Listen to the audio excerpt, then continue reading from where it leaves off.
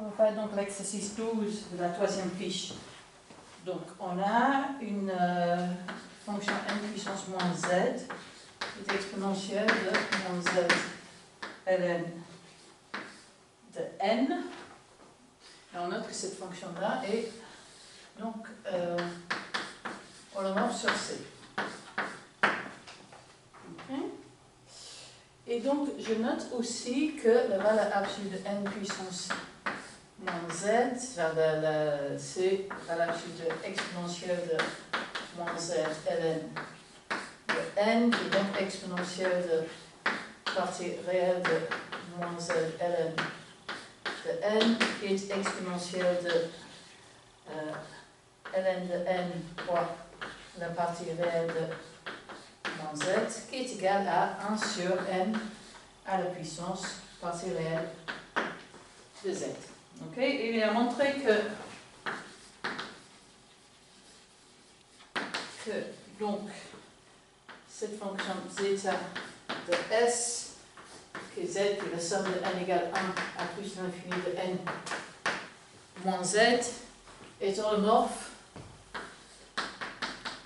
sur D1, qui est l'ensemble des z, tel que la partie réelle de z est plus grand que 1. Okay. Et il suffira de voir que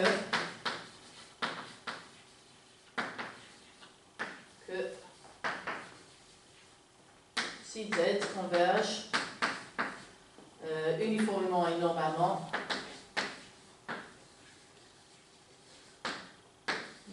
sur les compacts.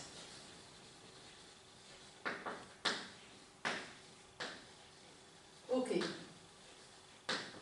Donc maintenant je vais prendre le cas dans T1 et je note qu'il existe une T plus grande que 1 telle que pour toute z dans K, la partie réelle de z est plus grande que T par compacité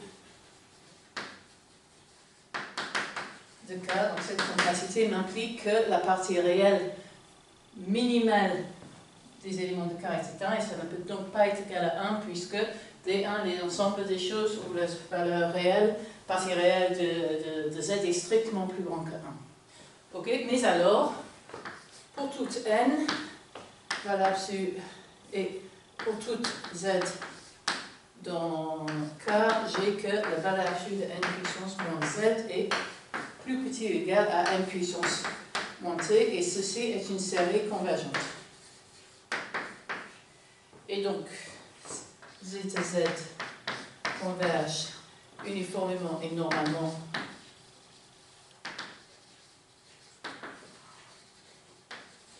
sur les compacts de D1. Et puisque ça converge uniformément et normalement sur les compacts de D1, zeta de S de Z est holomorphe sur D1. Ok.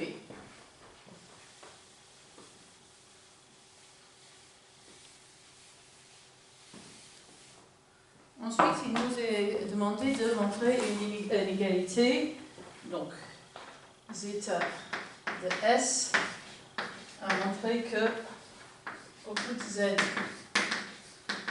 dans D1, zeta de Z est égal à Z sur Z moins 1 moins l'intégrale de 1 à plus l'infini de T moins partie inférieure de T, Z, T puissance moins Z moins 1 dt. Et je note que la valeur absolue de cette fonction,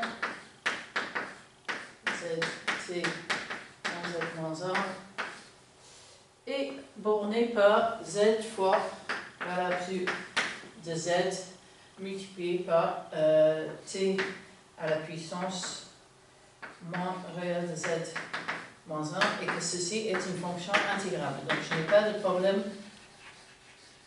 avec l'intégrabilité de cette quantité qui est bien définie. Donc ce que je vais faire maintenant, c'est que je vais calculer cette intégrale.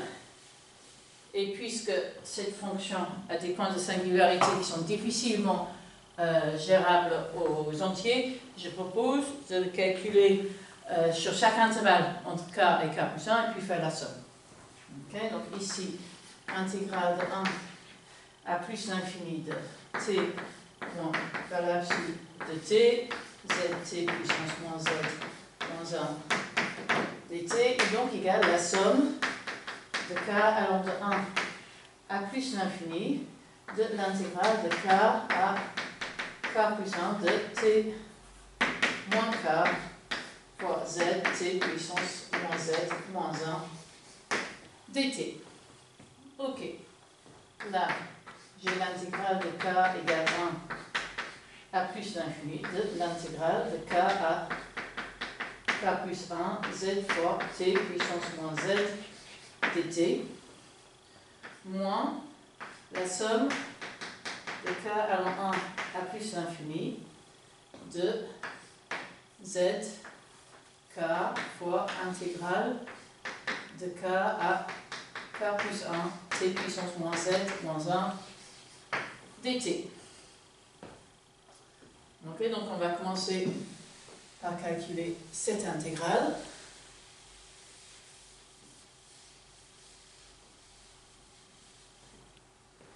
Donc, ça, c'est la somme de k allant de 1 à plus l'infini z de t puissance moins z plus 1 sur moins z plus 1 entre k et k plus 1 moins somme de k égale 1 à plus l'infini z fois k multiplié par, là ça va être z puissance moins z sur z entre k et k plus 1, et là j'ai ma terme en z qui disparaît.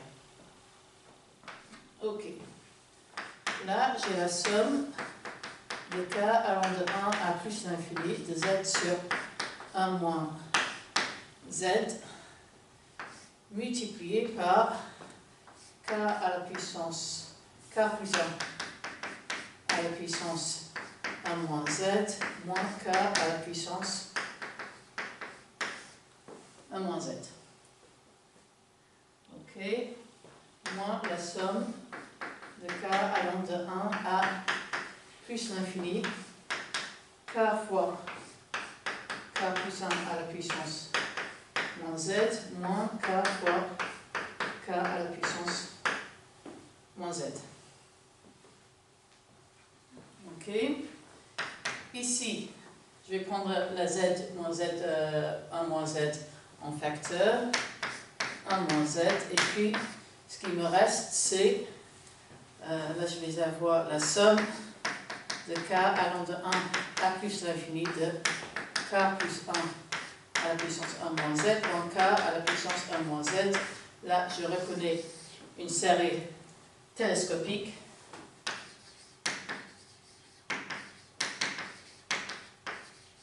Et donc il me reste un facteur de moins 1. Ok. Et puis après, j'ai moins la somme de k égale 1 à plus l'infini de k fois k plus 1 puissance moins z moins k fois k puissance moins z.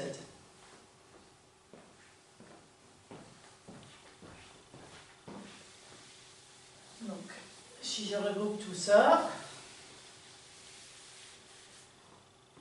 j'ai que cette intégrale est égale à z sur z moins 1 moins la somme de k égale 1 à plus l'infini de k fois k plus 1 à la puissance moins z moins k fois k à la puissance moins z. Et là-dedans, k à la puissance moins z va apparaître une fois avec une facteur de k devant, et une fois avec une facteur moins k devant, une fois avec un facteur de z sur z moins 1.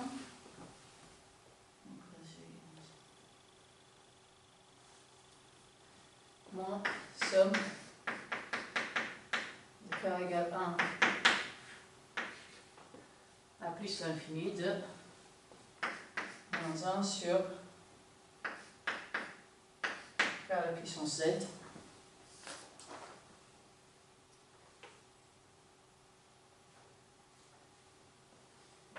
Ce qui me donne z sur z moins 1 plus zeta de z.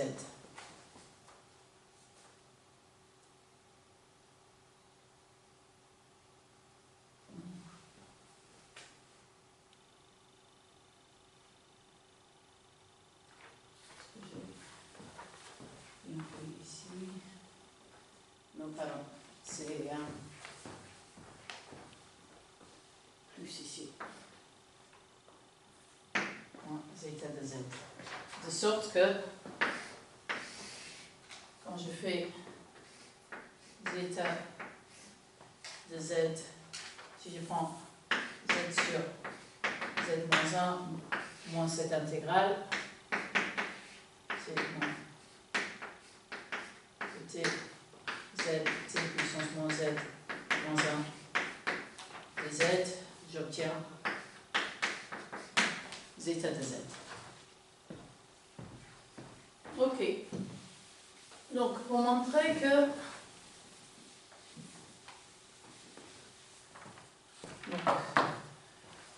pour montrer que zeta de z s'étend à holomorphie sur D0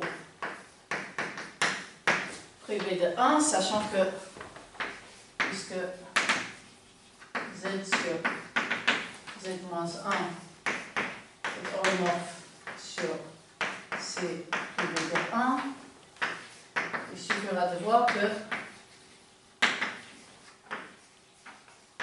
l'intégrale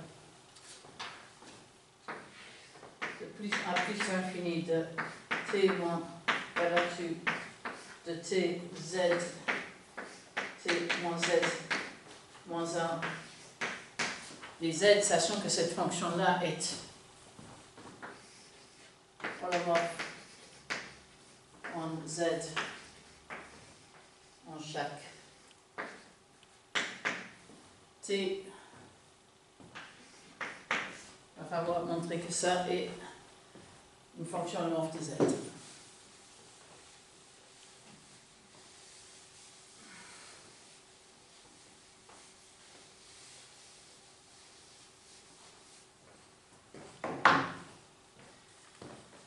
Une fonction holomorphe de z. Ok, donc là, il suffira de voir que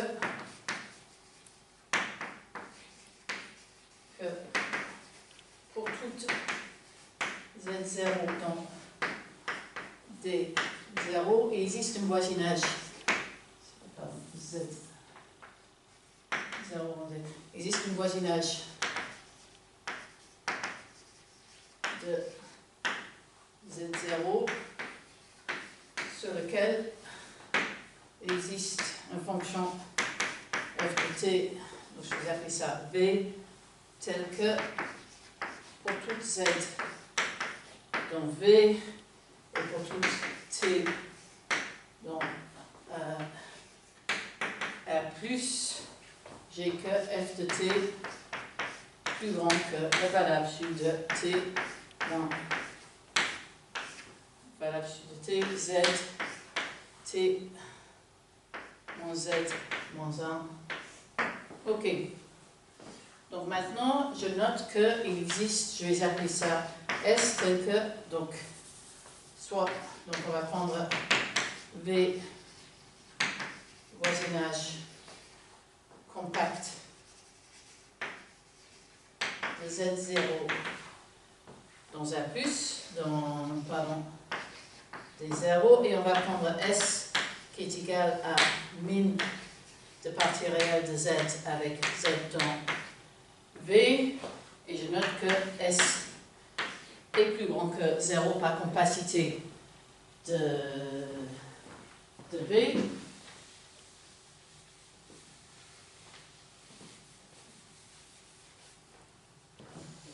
Et maintenant, du coup, je peux prendre F,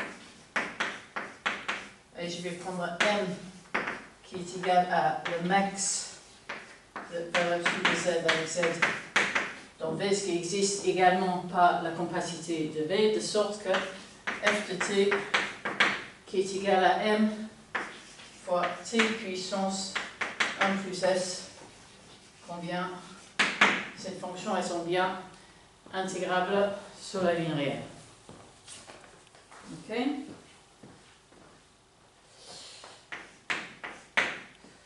Ok, donc on a que, donc là on prend de nouveau Z dans D1 et je note que la série somme 1 sur n puissance moins Z est absolument convergente, et donc en particulier pour toute suite A1, A2 de sous-ensemble de n étoiles tel que A1 est inclus dans A2, est inclus dans A3, etc. et l'union des AN est égale à n étoiles, j'ai que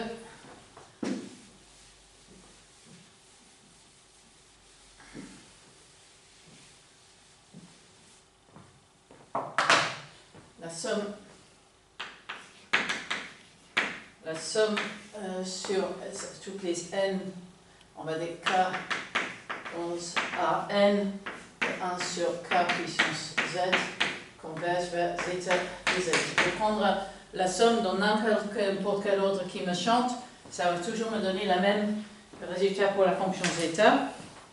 Et maintenant je vais prendre le produit sur k allant de 1 à r de 1 sur 1 moins pk à la puissance moins z, qui est le produit de k égale 1 à r de la somme de, on va dire, m allant de 1 de 0 à plus l'infini de pk à la puissance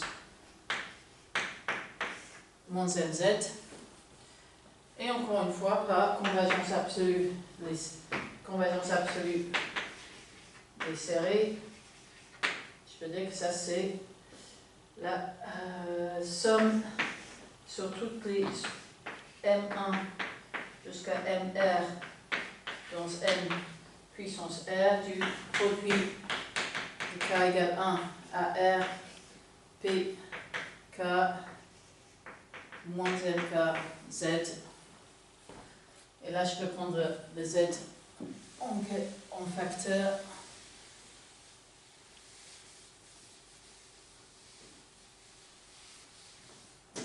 Donc ça, c'est la somme sur toutes les m1 jusqu'à mr dans n r, produit de k égale 1 à r, pk puissance n, k à la puissance moins z, qui est la somme sur toutes les n dans AR de n à la puissance moins z, où AR c'est l'ensemble des entiers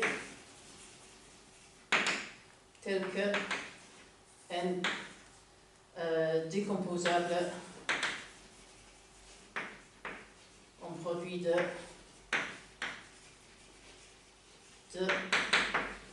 P1 jusqu'à PR. Donc là, l'union sur toutes les R de AR est bien égale à n étoile. Et donc,